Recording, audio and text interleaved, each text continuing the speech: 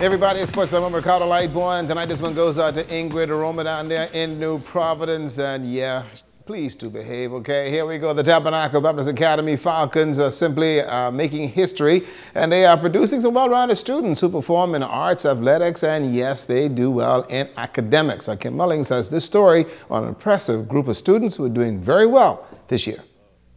This year, the Falcons can boast of something many schools cannot. In addition to achieving success on the basketball court, they're achieving success in the classroom. The starting five has 5 or more BGCSEs.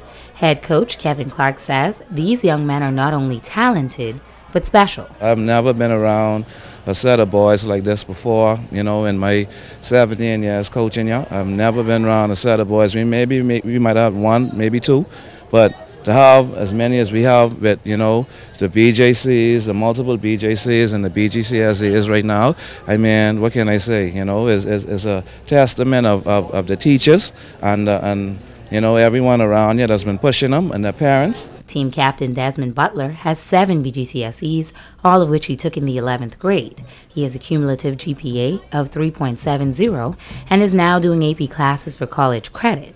He aspires to become a mechanical engineer and credits some of his success to Coach Clark. Mr. Clark is extremely important to my life because he's been my coach since I was in the 5th grade.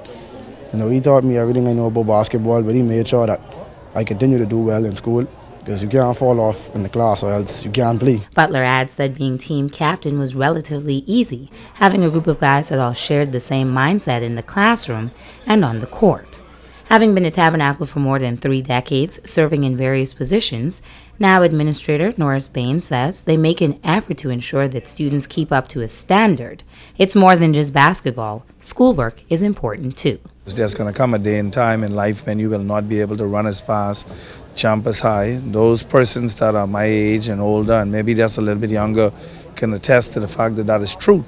There's going to be a time when you won't be able to do it like you used to be able to do it, and you're going to have to rely on more things than just physical ability. Principal Edward Johnson says at Tabernacle, their focus is on each student, and he's beyond proud of this team. Building their life spiritually, academically, athletically, so they could be overall well-rounded members of whichever school they go to and whichever society they settle down in.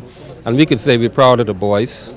They are real leaders, and they have set an incredible standard. This current crew have set an incredible standard for boys in the future. Now, all boys coming into our program in the future realize that they have to get the BGCSEs, they have to get the SAT, and they also have to be very disciplined on the court, and that's a combination for success. Kimberly Mullings, ZNS Tool Sports. And Bahamas Basketball Federation Bunny Divarity National Championship is over with the Commonwealth Bank Giants winning the Division 1 and Coca-Cola Reach Out Saints Division 2. They also issued the all-tournament teams in Division 2. The guys from the Saints, Regis Cooper, Howard Hinsey, and Joshua Cornish. And Luthra has got the Crusaders, Ricardo Bullard, and Sean Taylor is on that team as well. From Abaco, the young legends, Patrico Roberts and Chancey Cooper. From the Breezes High Flyers, Jeremy Neely and Enrico Bethel. Bimini Marlins and Ario Lockhart has been named to the all-tournament team. In Division 1, they look like this. You have the Commonwealth Bank Giants, Gabrielle Rose, Michael Bain, and Sean Taylor. And the Gym Rats have Trevor Bain and Franklin Petillon. The Bimini Marlins put on the team. That is Dion McPhee and Cleo Sayers. And from Harbor Island Hoopers, the Marshall Hoopers, that is, Malik Penn and also Shavannah Cooper. And Leo Gideon is also on that team. Not bad, guys. And I got to say congratulations. But Geoffrey Gibson had a productive week. Folks are on the track as far as competition. Gibson competed in the Drake relays and was simply outstanding. Coming from behind, he ran the 400-meter hurdles and had a very, very good event, and in turn did exceptionally well in running this particular race. And from the video here, you can see him moving here on the backstretch, now making a run. Had a very, very good run as well. He would actually go on to win this event, and he'll do so in a time of 49.09 seconds. Not bad for him as far as his competition. Here he is coming off there. He's now back there in 4th position, but looking very, very strong.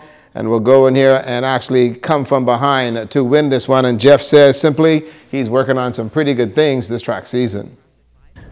With running a time there, I knew that going into Drake relays, if I wanted to win the prize and I wanted to win the race, become, Drake relays champion, I had to run 48 seconds. I was hoping to run 48.8.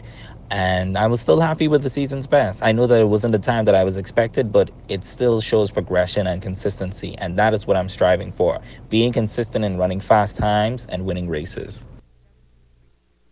Said he's going to get ready for later on, but he also is looking at the European circuit. He may take a break. He's nursing some nagging little injuries or whatever, but if he can work out some things, he'll be ready to make a lot of money in Europe, and that's going to be pretty soon. That's a look at your sports tonight.